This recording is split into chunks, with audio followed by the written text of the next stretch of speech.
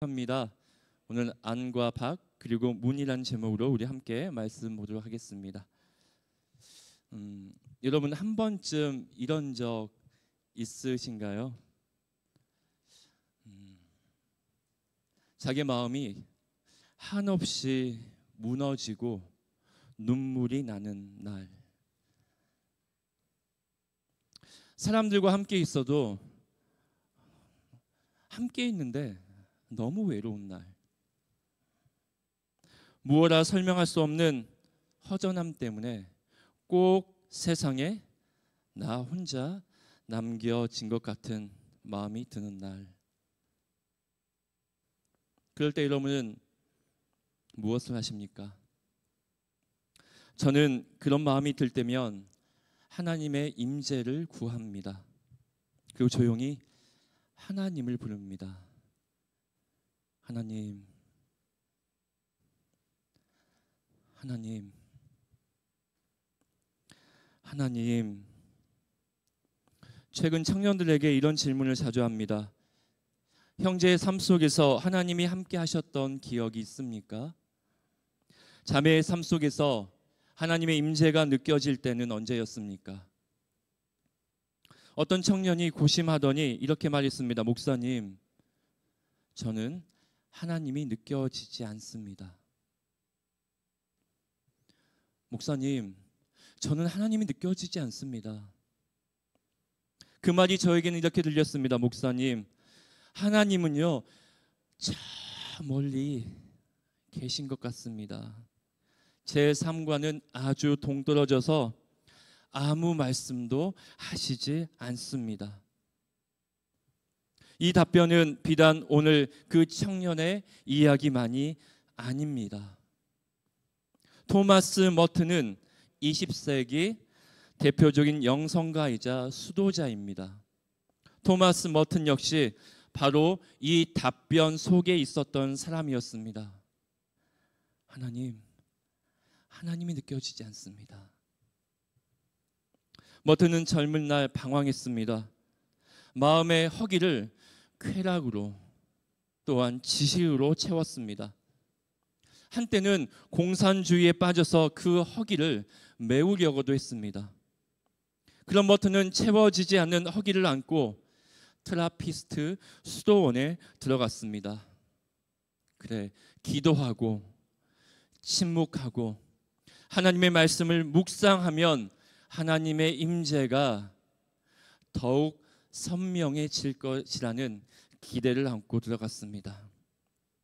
그런데 놀랍게도 머튼은 이렇게 고백합니다. 나는 하나님을 찾으러 수도원에 들어왔지만 수도원의 침묵 속에서 마주한 건 하나님의 현존이 아니라 공허한 나의 내면의 깊은 공허뿐이네.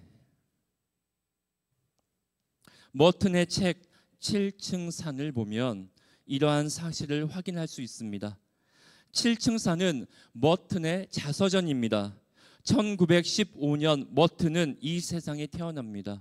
그리고 어린 시절을 거쳐 모든 교육을 마치고 1941년 트라피스트 수도원에 들어가서 수도자로서의 삶을 살아간, 그 기록한 것이 바로 7층 산 자서전입니다.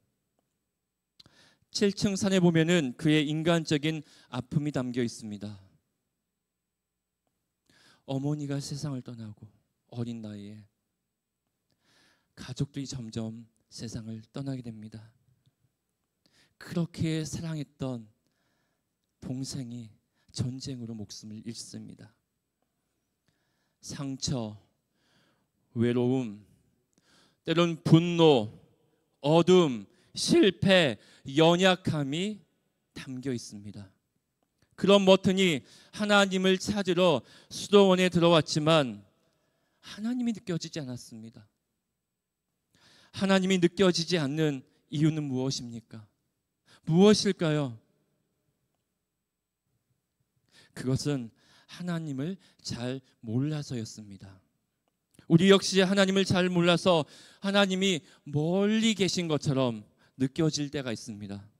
하나님은 어떤 분이십니까? 성경은 이 질문에 대해 아주 구체적인 그림 하나를 보여줍니다. 바로 광야에서 세워진 성막입니다. 그리고 특별히 오늘 본문 말씀에서는 그 성막을 둘러싼 울타리와 문입니다. 하나님은 성막의 울타리와 문을 통해 말씀하십니다. 하나님은 어떤 분이신지, 그리고 어떻게 하면 하나님의 임재를 경험할 수 있는지 분명하게 말씀하십니다. 오늘 본문 말씀을 보면 성막 주변에는 하얀 세마포 울타리가 둘러 있습니다. 9절 말씀입니다. 그가 또 뜰을 만들었으니 나무로 뜰의 남쪽에는 세마포 포장이 100규빗이라. 멀리에서 성막을 보면 안이 보이지 않고 울타리만 보입니다. 하얀색 세마포가 둘러져 있는. 울타리는 동쪽과 서쪽은 50규빗, 약 22.5m입니다. 남쪽과 북쪽은 100규빗, 약 45m입니다. 울타리는 울타리를 세워야 되기 때문에 기둥이 박혀 있는데 총 60개가 울타리를 형성하고 있습니다. 그 기둥은 모두 놋으로 만들어졌습니다. 기둥의 밑에는 놋 받침이 있습니다. 그리고 은고리가 달려 있습니다. 거기에다 세마포로 포장을 했습니다. 그리고 넘어가지 않도록 놋으로 말뚝을 만들었고 끈으로 단단히 붙들어 매었습니다. 상상해 보시길 바랍니다. 울타리, 하얀색 세마포. 최근에는 자주 산에 오르지 못하지만 한때는 매일 저희 집 뒷산을 올랐던 때가 있었습니다. 그 나무 사이로 햇살이 너무나 멋있고요. 특히 저는 새소리 굉장히 좋아하는데 여기 새소리 많이 들리잖아요. 지난주에 김민 목사님하고도 목사님 여기 오니까 새소리가 너무 좋아요 이렇게 말씀하시더라고요. 새소리 정말 좋습니다. 그럴 때면 힘들어도 산에 오르기를 잘했다는 마음이 듭니다. 그렇게 산길을 오르다 보면 산길 중간중간에 텃밭이 눈에 들어옵니다. 그리고 그 안에는 채소들이 자라고 있습니다. 그리고 텃밭 주변으로 등산객이나 야생 동물이 들어오지 못하게 울타리가 막아주고 있었습니다. 울타리를 생각하니까 성막이 떠올랐습니다. 맞아. 지나쳤는데 성막에도 울타리가 있었지. 성소와 지성소, 번제단, 물두멍만 봤지 왜 울타리는 생각 못했을까라는 생각이 들었습니다. 다만 텃밭의 울타리와 성막의 울타리가 눈에 띄는 다른 점이 있다면 텃밭의 울타리는 밖에서도 울타리 안에 채소들을 바라볼 수 있습니다. 하지만 성막의 울타리는 아까 설명드렸던 것처럼 밖에서 결코 안을 들여다볼 수 없습니다. 왜냐하면 울타리의 높이가 5규빗, 미터로 환산하면 2.25m입니다. 약. 웬만큼 크지 않고서는 안을 들여다볼 수 없습니다. 이렇게 성막의 울타리는 아무나 출입할 수 없도록 경계로 둘러져 있었던 것입니다. 이것은 무엇을 의미합니까? 왜 하나님은 성막과 지성소, 성소와 지성소를 울타리로 두르셨을까요? 성막의 울타리는 하나님의 성품을 보여줍니다. 성막의 울타리는 하나님의 공의를 보여줍니다. 하나님의 공의입니다. 이곳은 아무나 들어올 수 없는 곳이다. 그렇다고 성막에 들어갈 수 없느냐? 그것은 아니었습니다. 성막에는 단 하나의 문이 있습니다. 동쪽에 문이 있습니다. 18절 말씀입니다. 뜰의 휘장문을 청색, 자색, 홍색 실과 가늘게 꼰 배실로 수놓아 짰으니 길이는 20규빗이요 너비와 높이는 뜰의 포장과 같이 5규빗이며 울타리 동쪽 편에 문이 하나 있는데 그 문으로 성막에 들어갈 수 있었습니다. 유일한 문입니다. 그 문은 폭이 9m가 되고요. 높이가 2.25m. 생각보다 어떻습니까? 넓습니다. 그뿐만이 아닙니다. 그 문은 수놓아져 있습니다. 청색, 자색, 홍색 실로 아름다운 색을 드러냅니다. 그렇다면 이 문은 무엇을 의미하는 것일까요? 이 문은 하나님께 나올 수 있는 은혜의 길을 상징합니다. 하나님의 사랑을 보여줍니다. 야, 누구든지 이 문을 통해 들어올 수 있다. 상상이 되십니까? 울타리는 안 돼, 들어올 수 없어. 문은 누구든지 이 문을 통해 성막에 들어올 수 있다 말씀합니다.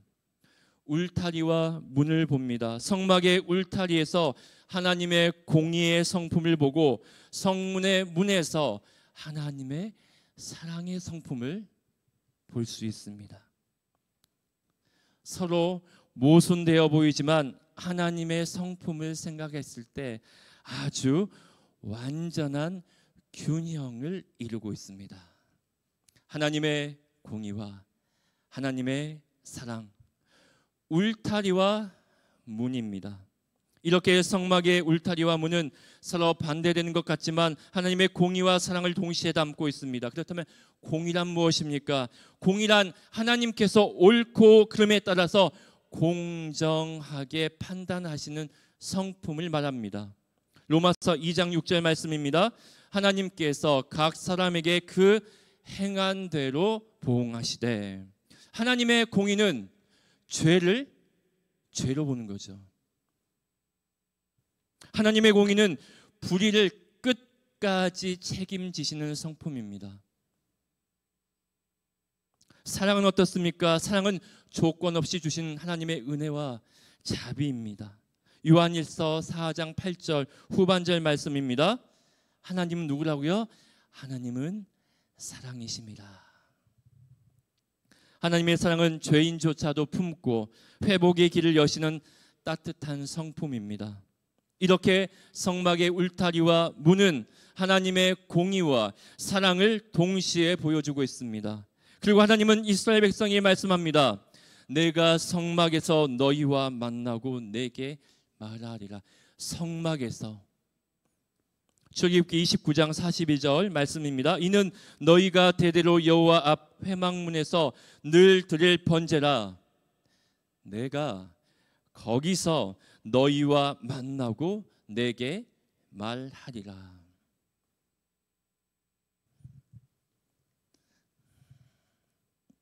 당시에 하나님께서는 이스라엘 백성들에게 내가 성막에서 말하고 내게 너희와 만날 것이다 라고 말씀하고 있습니다. 하나님께서 성막에서 우리를 만나고 말씀하시기 때문에 우리는 어떻게 해야 됩니까? 이스라엘 백성은 어떻게 해야 됩니까? 성막 안으로 들어가야 되죠. 공의의 하나님과 사랑의 하나님을 상징적으로 보여주는 성막으로 들어가야 합니다. 울타리를 지나서 활짝 열려있는 문으로 들어가야 합니다. 성막으로 들어가야 하나님을 만나고 하나님의 말씀을 들을 수 있습니다. 다른 말로 하나님의 임재를 경험할 수 있습니다. 우리가 그렇지만 울타리 밖에 있으면 어떻습니까? 하나님의 임재를 경험할 수 없습니다. 그렇다면 왜 우리의 삶은 여전히 울타리 밖에 머물러 있습니까? 하나님의 임재를 경험하고 있는데 하나님의 임재를 경험하지 못합니다. 보니까 울타리 밖에 있습니다. 울타리 밖에 있는 이유는 울타리 안으로 들어가지 못하도록 우리를 가로막고 있는 것들이 있기 때문입니다. 나는 들어가고 싶은데 들어가지 못하도록 막고 있는 것이 있다는 거죠. 우리가 울타리 안으로 들어가지 못한 이유는 울타리 바깥에 있는 환경 때문이 아니라 우리 안에 만들어진 보이지 않는 울타리 때문입니다. 우리의 생각, 감정, 상처, 죄의식, 교만, 수많은 것들이 하나님께로 나가는 길을 막고 있습니다.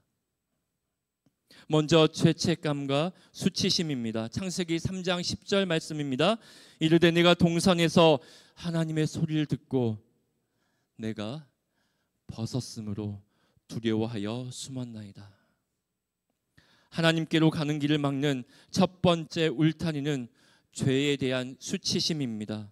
죄를 지은 아담은 하나님을 향해 숨었습니다. 죄는 인간이 하나님을 외면하게 만듭니다. 우리도 때로는 이렇게 얘기합니다. 목사님, 제가 지은 죄가 너무 커서요. 저는 하나님께 갈 수 없을 것 같습니다.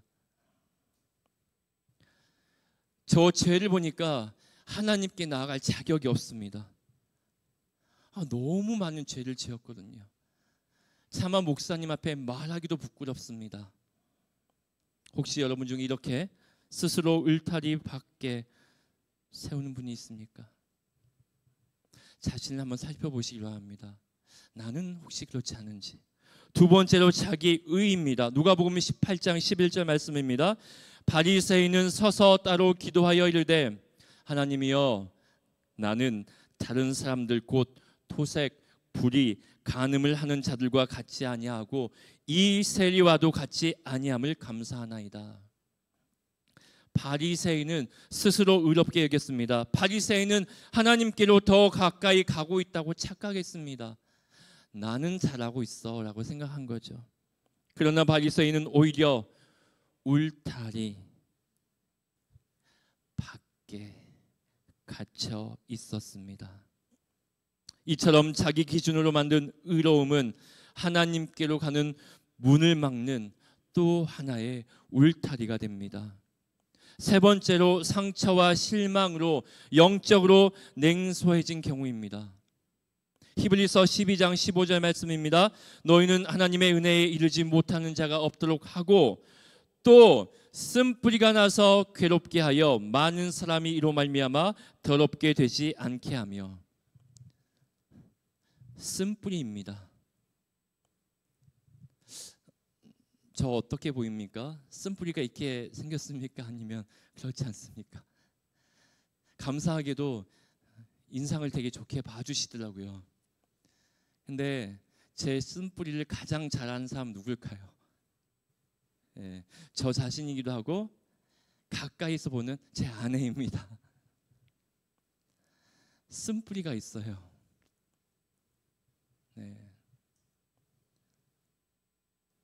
상처와 기질과 여러 가지 이유 때문에 그런 쓴뿌리들이 하나님을 향한 마음을 굳게 만들 수 있습니다.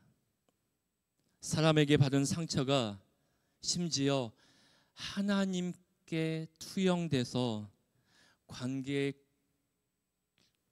끊고 마음의 문을 닫아버립니다. 그 사람 때문에, 저 사람 때문에 그 상처로 하나님과의 관계도 끊어버리는 경우가 생긴다는 거죠. 우리의 쓴뿌리는 성막으로 가는 문을 막는 보이지 않는 울타리가 됩니다. 결국 문은 활짝 열려 있지만 우리는 스스로 쌓은 마음의 울타리 때문에 성막 안으로 들어가지 못할 때가 있습니다.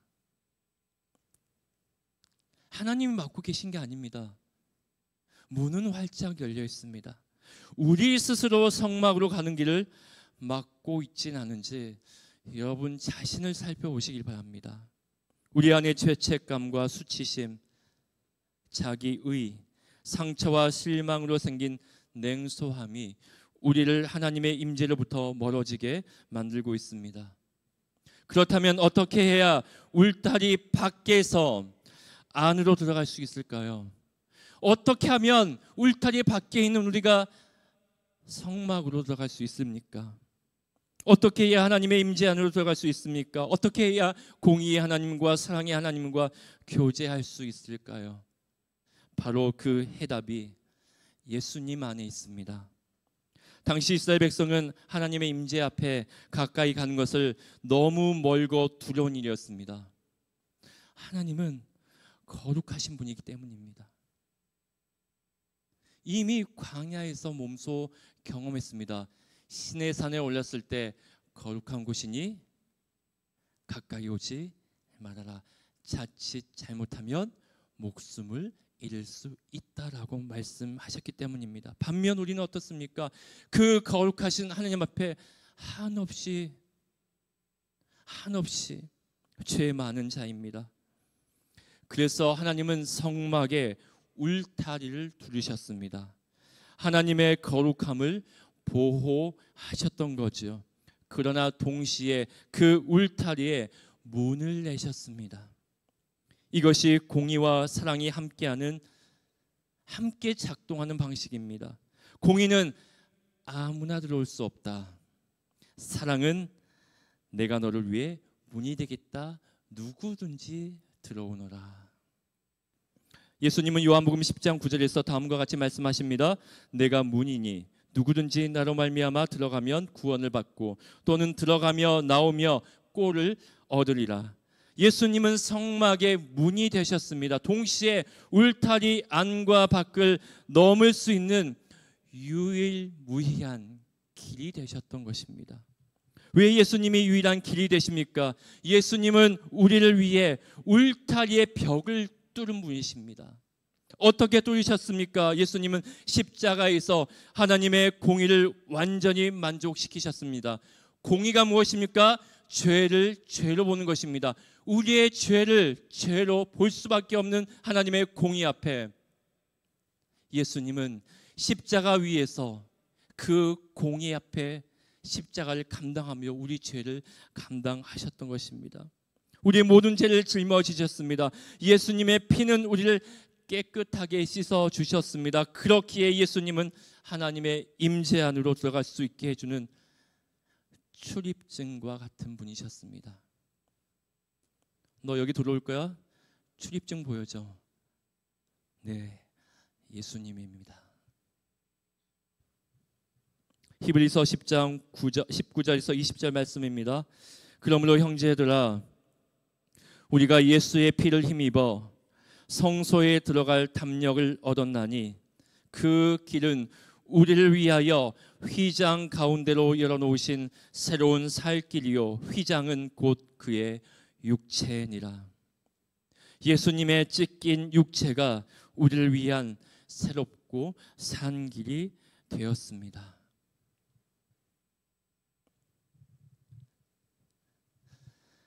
데릭 프린스는 하나님의 임재 안으로 들어가기 해서 이렇게 얘기합니다.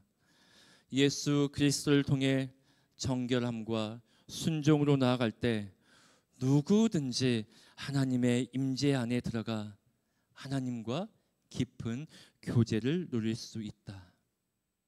예수님은 문이 되셨습니다. 이제 우리는 그 문을 지나 하나님의 임재가 있는 곳으로 갈 수 있습니다. 하나님의 임재를 누릴 수 있습니다. 그래서 이제는 용기를 내야 합니다. 용기를 내서 그 문으로 들어가야 합니다. 하나님의 임재 안으로 들어가야 합니다. 그럼 어떻게 들어가야 합니까? 우리는 어떻게 예수 그리스도의 그 보혈의 믿음을 말미암아 또한 구체적으로 우리는 먼저 진짜 회개해야 합니다. 회개가 무엇입니까? 너무나 잘 알고 있죠. 회개는 눈물 흘리며 끝나는 것이 아닙니다. 한 번 눈물 흘리고 뭔가 벅찬 감정이 있다고 회개 아닙니다. 회개는 방향 전환입니다. 내가 지금 앞을 보고 달려가고 있다면 그것이 하나님께서 기뻐하시지 않는 길이라면 돌아서서 갈 수 있는 것이 바로 회개입니다. 회개는 자신의 생각과 가치관과 삶의 방향을 바꾸는 결정입니다. 사도행전 3장 19절 말씀입니다. 그러므로 너희가 회개하고 돌이켜 너희 죄 없이 함을 받으라. 이같이 하면 새롭게 되는 날이 주 앞으로부터 이를 것이요. 회개하고 돌이켜. 진짜 회개는 하나님, 제가 틀렸습니다. 하나님, 제가 틀렸습니다라고 인정하는 것입니다. 하나님이 옳습니다. 제가 가는 길이 틀렸습니다. 하나님이 옳습니다. 방향을 전환하는 것입니다. 이런 결단이 우리에게 있기를 소망합니다. 다음으로 예수님을 의지해야 합니다. 예수님을 의지한다는 것이 무엇입니까? 의지한다는 것은 의지할 대상을 신뢰한다는 것입니다. 내 생각, 내 기준, 내 경험을 내려놓고 예수님이 하신 말씀에 나를 맡기는 것입니다. 잠언 3장 5절 말씀입니다. 너는 마음을 다하여 여호와를 신뢰하고 내 명철을 의지하지 말라. 너는 마음을 다하여 여호와를 신뢰하고 내 명철을 의지하지 말라. 예수님을 의지하는 사람은 내가 어떻게 성공할까? 이게 아닙니다. 예수님을 의지하는 자는 내가 어떻게 성공할까가 아니라 하나님은 나에게 무엇을 원하실까라고 질문할 수 있어야 합니다. 이것이 바로 예수님을 의지하는 삶입니다. 청년 여러분 성공하고 싶죠? 돈 많이 벌고 싶습니까? 끄덕였어요. 그래요. 네. 솔직하게 답해 주는 거 감사합니다. 예수님을 의지하는 삶은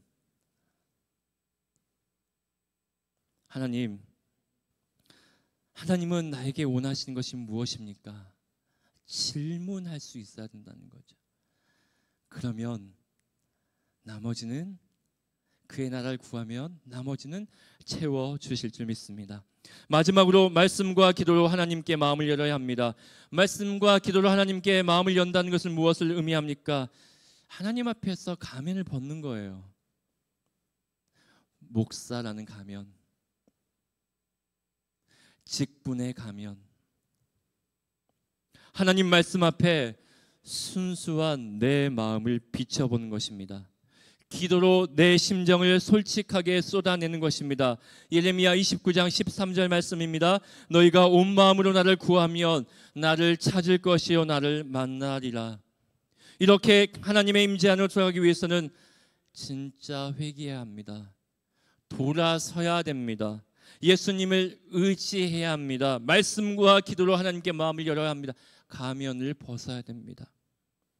그러면 우리는 얼마든지 그 성막 문으로 들어가 하나님의 임재를 경험할 수가 있습니다. 말씀을 마무리하겠습니다. 토마스 머튼은 수도원에서 결국 그 침묵의 여정을 통과하면서 하나님을 알게 됩니다. 하나님은 어디에 계십니까? 하나님이 느껴지지 않습니다.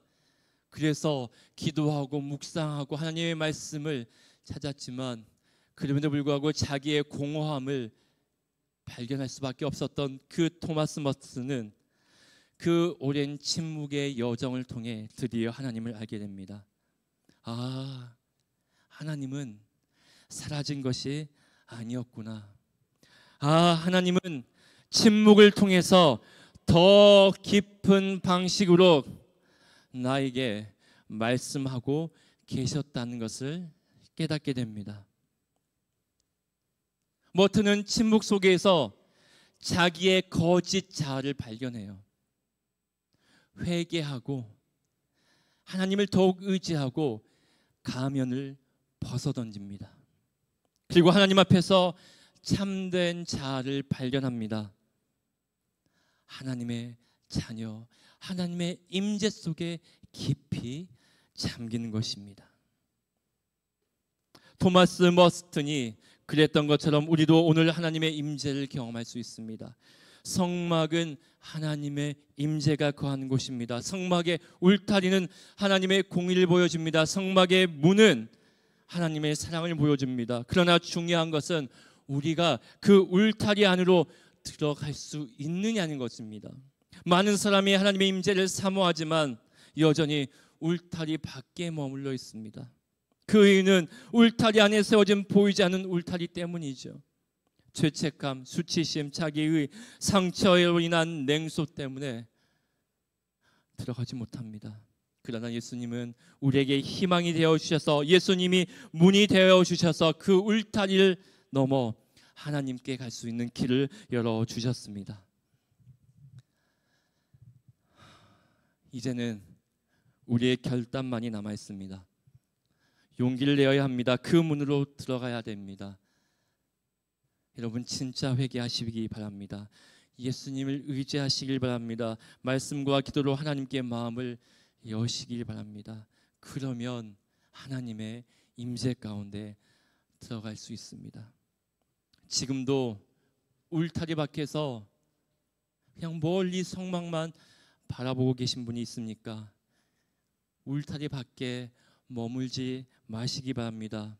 이제는 그 문으로 들어가시길 바랍니다. 하나님의 임재가 있는 성막 안으로 들어가는 우리 사랑하는 공서북교회 청년들과 성도님 되기를 소망합니다.